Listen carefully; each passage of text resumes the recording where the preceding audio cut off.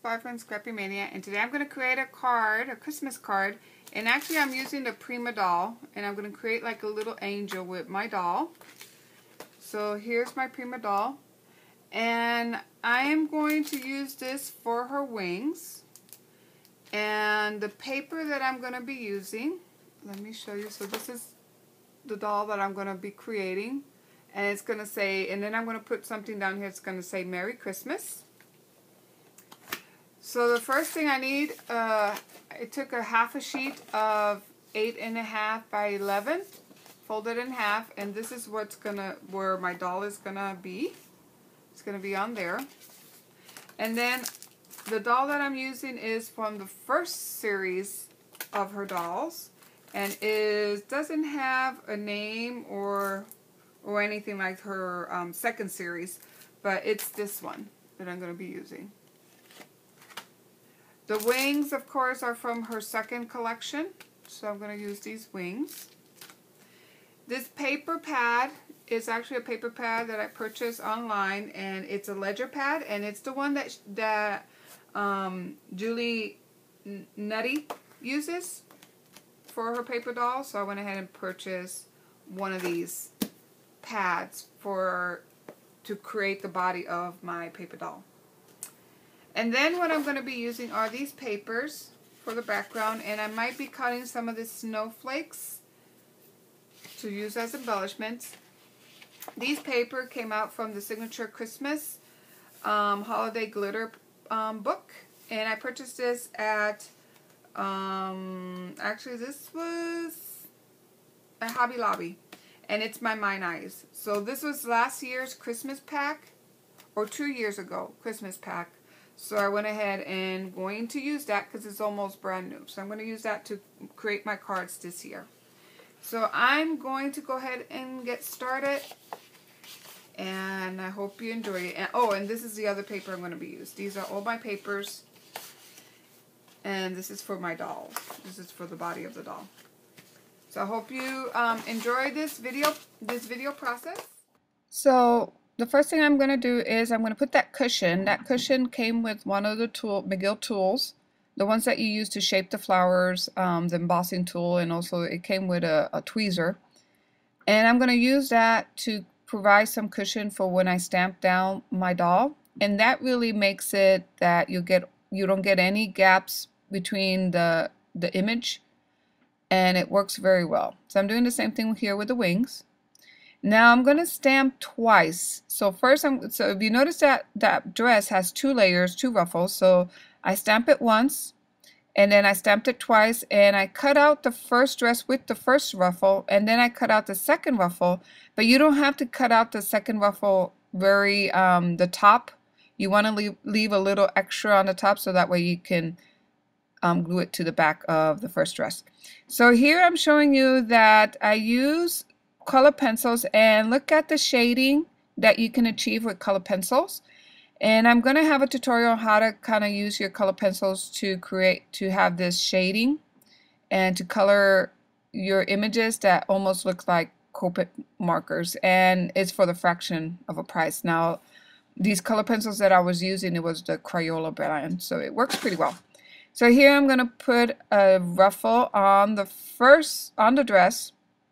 Now in a moment you'll see that I pulled that ruffle off because it was just too much. It did not work very well, and you'll see in a moment.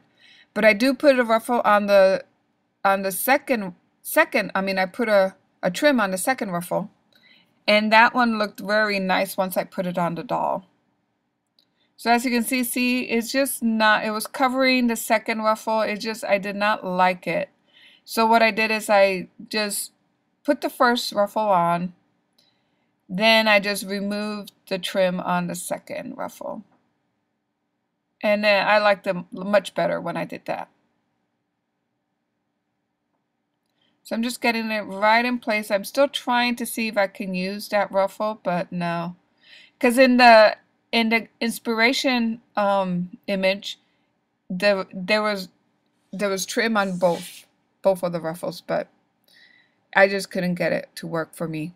So here I'm just cutting out these wings. I already went ahead and used my color pencils to color the wings. And now I'm using some glue.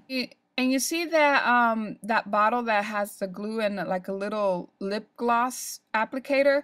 Now that bottle, I purchased that with some rhinestones, and the applicator helps you pick up the rhinestones from inside the bottle.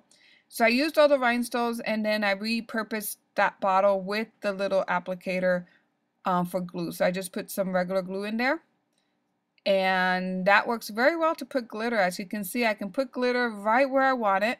And then I just got a regular $1.50 salt shaker, and I filled it up with fine glitter, and that's what I used to sprinkle glitter on top. It worked very, very well. I highly recommend that, to buy a salt shaker and just fill it with with glitter. Now here I'm just making a border with a border stamp. And the trick to get perfect mitered corners is to use post-it notes and put them at an angle, like you see me doing it there. And then when you're ready to do the other side, make sure you match up the angles with what you already stamped. And then when you lift it, you have perfect mitered corners. So that's going to frame my card. Now I'm going to put the layers of my cardstock and then my doll. And here I decided it needed something. So what I did is I traced out like half of a Christmas tree, and you don't need to be an artist. It's just a rough cutout of half of a Christmas tree. And then I'm using some of my pastels. Now these pastels came with a kit that I bought my daughter, artist kit, about 6 years ago. And I think they may be either oil pastels or not sure. They're creamy. So that's what I'm using to shade in my tree. Now the tree, after I used those colors, it looked too bright against my more muted colors. So I decided to use some brown to really tone it down. And then after I did that, it really went together well. So here I'm going to do my saying. Now, you know, I have so many stamps, but yet I don't have a stamp that says Merry Christmas or anything. I just have this one little lonely stamp that says Happy Holidays. So I think I'm going to have to go out and get some more. But so that's what I'm going to use, this Happy Holiday stamp. And I cut a square, and then I use my corner chomper to create deco corners. So I put the wings behind my doll with some of my pop dots, or actually glue dots, I mean. And now I'm putting my first panel down. There goes my tree. It's going to be on the side. And I was planning to use that thick ribbon, but I did not like it. So I went back and found this thin ribbon. And that's what I'm going to use to anchor the bottom, anchor my saying, Happy Holidays.